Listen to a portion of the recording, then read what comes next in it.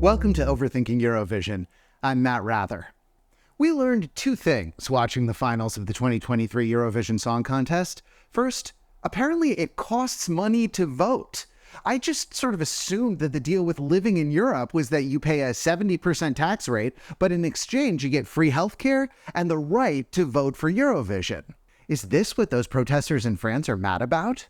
And secondly, we learned that Eurovision needs to take a serious look at the current scoring system. And I'm not just saying that because Finland didn't win. I stand let 3 all the way.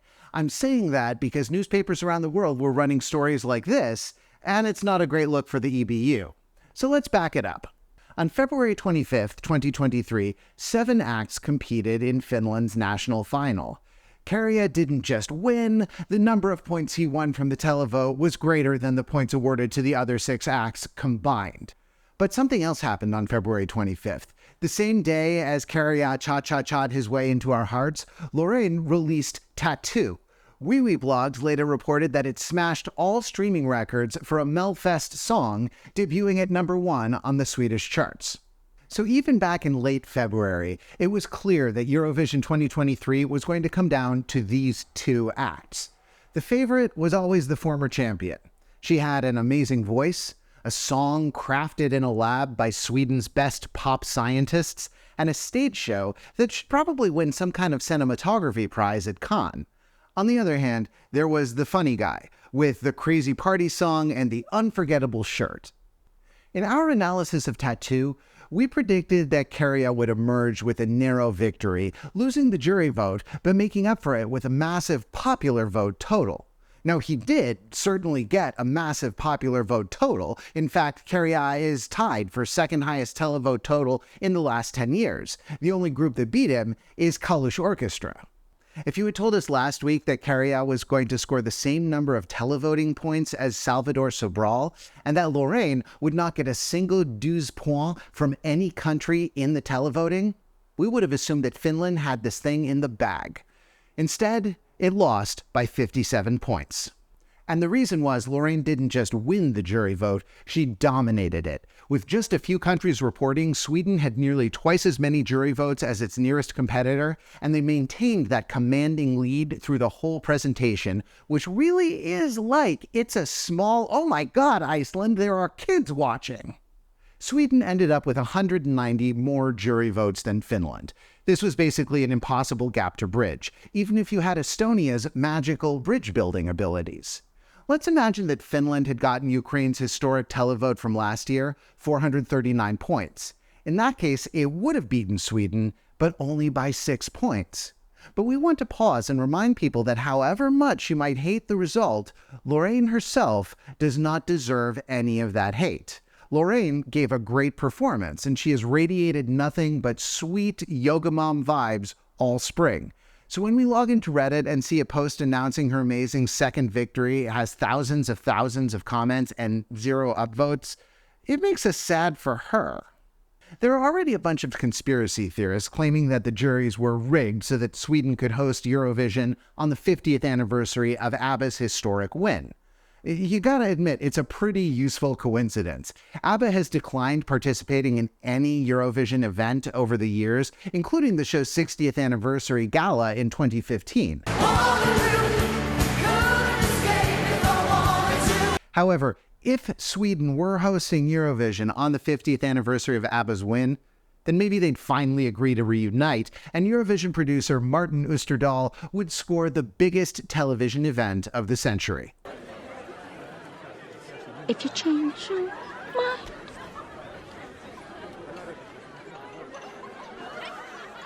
I'm the first in line. Don't forget, Martin is an acclaimed spy novelist, so this sort of cloak and dagger thing is right up his alley.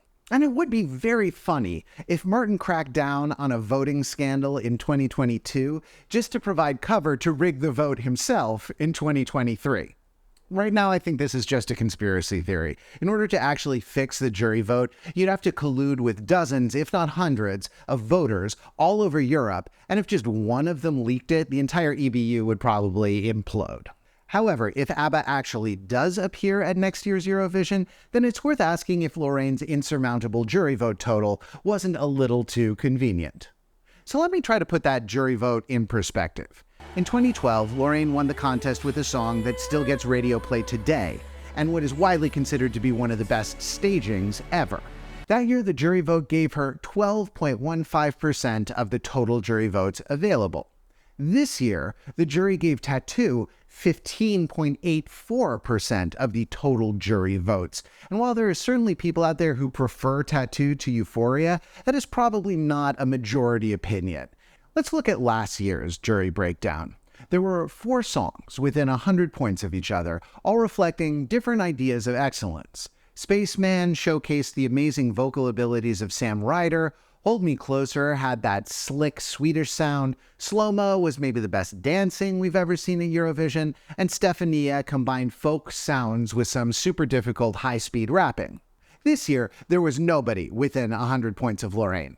Actually, there was no one within 150 points of Lorraine. But before everyone sharpens their pitchforks, we do have one possible explanation. Maybe Tattoo combined the strengths of last year's top songs. She was a great singer, her song was immaculately produced, her staging was a work of art. Lorraine checked all the boxes, which is why she ended up with dues after dues. But I do wish juries were more upfront about why they rank songs the way they do, because these results raise questions. The song that really had us scratching our head wasn't Tattoo, but you know what? I'm still not totally sure how to pronounce Spain's song. Let's just call it Spain. This song should have cleaned up with the juries. It was musically and rhythmically complex. It was a hybrid between a traditional style and modern dance music. It had meaningful lyrics in a native language. And above all, it had some amazing and creative staging, choreography, and cinematography. Guys, don't forget that Blanca Paloma is a professional set and costume designer. Creating visual art is what she does. But Spain only got 95 points. They got 9 fewer points than Austria. And guys, I adore Edgar, but there's no way Edgar had better staging or vocal performances than Spain. Huh, I guess it really does pay to be funny. It's hard not to think that at least some of Lorraine's jury vote haul was driven by a desire among industry professionals to support other industry professionals over relatively outsider artists. But even if you believe the juries had valid reasons to place Lorraine on a glowing pedestal, this seems like an excellent time to ask, wait a second, what do we need these people for anyway? Well, in the mid-2000s, it was widely accepted that block voting was ruining the contest. In the article announcing the reintroduction of the juries, ESC Today wrote, "The need to bring back a jury vote as a means of putting an end to what has become seen as obvious political or diaspora voting has been clear for some time. The perception of biased voting has led to a decline in reputation of the Eurovision Song Contest in Western Europe as a fair music competition, and led Sir Terry Wogan to resign as the UK commentator after almost 4 decades of coverage." It's hard for us to believe that Sir Terry Wogan is a real name and not some kind of lovable Muppet. So Terry Wogan runs around the wagged walks like a wugged wascal. Adorable. So the original idea is that without the juries, everyone would just vote for their neighbors, and good artists would stay away from what looked like a rigged game. But in recent years, it feels like the thing that's really making Eurovision feel rigged isn't block voting, but juries doing their best to suppress any song that excites people with its originality. In 2018, Toy was a distant 3rd place with the juries. In 2019, the winner of the popular vote was Spirit in the Sky, which came in a dismal 18th place with the juries. In 2021, Måneskin finished in 4th place with the juries and was only saved by its hefty televoting lead. Now, maybe you can argue that Duncan Lawrence winning in 2019 was the right call, given his subsequent success, but Måneskin winning in 2021 was definitely the right call, and the juries almost messed that one up for everyone. So you can call it sour grapes because our beautiful bowl-cut boy got denied, but maybe it's time to just let the voters decide who wins again, or reform the jury somehow. For starters, they should be transparent about how and why they award their points, and maybe they should count for less than 50% of the total, because when you have everyone in the arena interrupting the broadcast chanting, and the juries place that song 190 points behind the leader, it's fair to wonder if they're making the ESC better for anybody, except the people trying to get ABBA to reunite. Take a chance on me. Sorry. Anyway, that was one prediction we got wrong. We actually kind of have a track record of getting predictions wrong. We also predicted one of the songs this year would have a specific date in the lyrics, and that didn't happen. We thought the rest of the world vote would go either to Ukraine or France, and it turned out to be Israel. But there is one prediction we made that absolutely came true. Ireland did not make the finals. Oh, look at that guy slumped over in his shiny gold lame jumpsuit, like a melting stick of Kerrygold butter. We can't end a commentary on the live show without talking about Ukraine.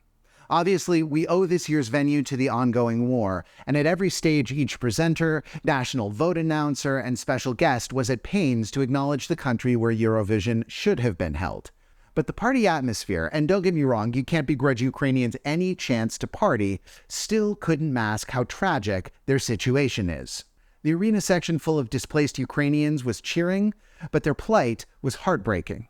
The postcards, linking locations in the UK with locations in Ukraine and the competing countries, were beautiful, but I'm not sure all those Ukrainian structures are even still standing.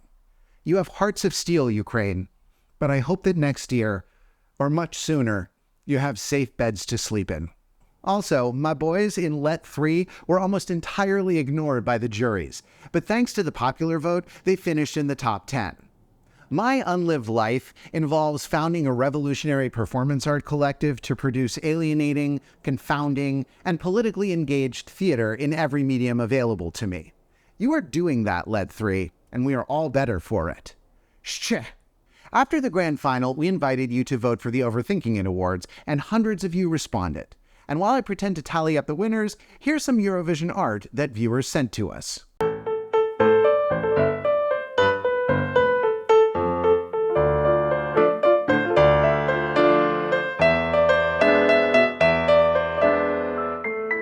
Please note that last image was actually drawn by hand. You can tell because there's no way an AI could do text like that. And now it's time for the Overthinking Eurovision Awards.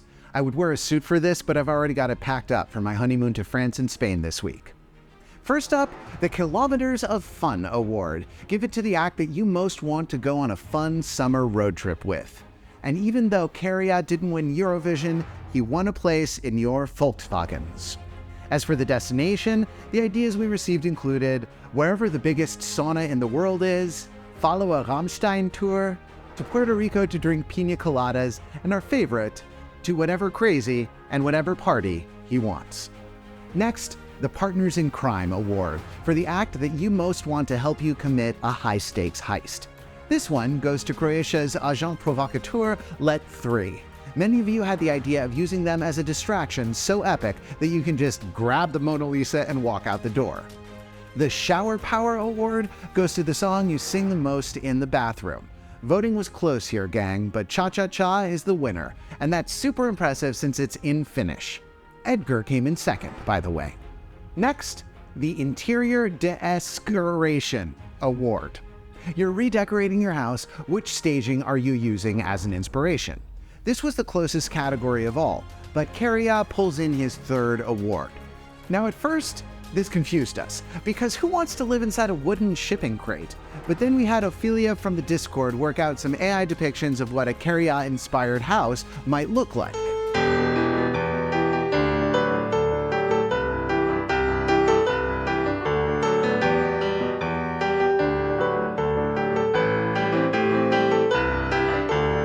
This would actually be an amazing Airbnb, especially if the fridge comes stocked with pina colada mix. Finally, the Fulen Memorial Award is one that nobody wants to win. It goes to the act that most deserved a better result. Chez nous, my beautiful wife Christina awarded this to Lazara. But this year, you awarded it to another Big Five nation, Germany. Guys, do you remember how excited the Germans were about their national selection show? When Lord of the Lost beat Ika Hüftgold, the fans were elated. And the good news is Germany got triple the points they earned last year. The bad news is that still isn't much. Actually, one of the big stories out of this final was that all the Big Five nations, except Italy, struggled, despite what we felt were strong songs.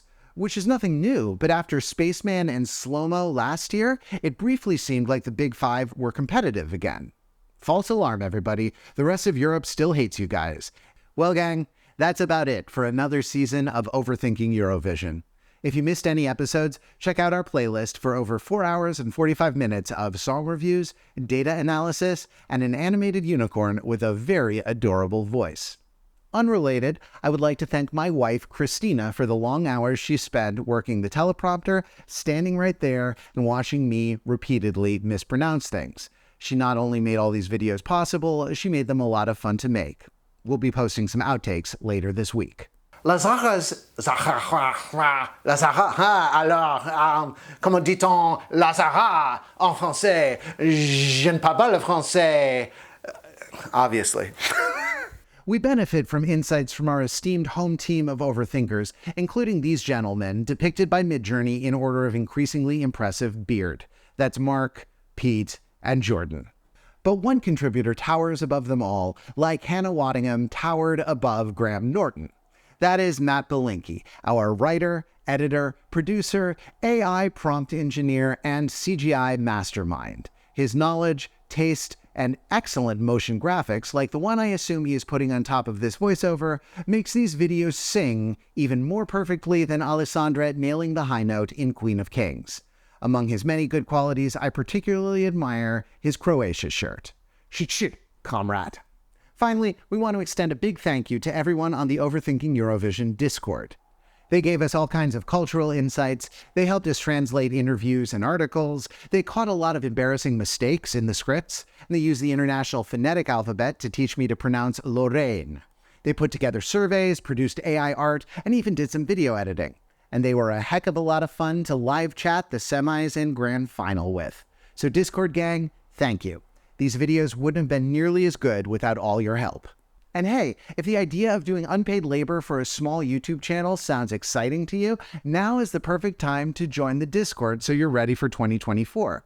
In all seriousness, anyone who's still watching at this point is welcome to join, even if you don't want to help out with the videos. Just be passionate about Eurovision, and you'll fit in just fine. Now remember, Matt Belinkie foolishly promised to overthink old Eurovision songs suggested by the people who identified rock songs on one of our surveys, so you'll probably see some more content on this channel before the end of the year. Not right away though, Matt has to watch the whole Wano arc of One Piece first. And if you need more Rather in your life, I host a weekly pop culture podcast where we cover movies, TV, and whatever else is on our minds. Check us out wherever you get your podcasts. And until next time, stay crazy, stay party, and never stop overthinking it. So long, Europe. Hey, if you see us in Paris next week, or in Barcelona the week after, say hi. We actually are going on our honeymoon, and my beautiful bride would like nothing more than spending the whole trip talking about Eurovision. Right, honey? What do you think?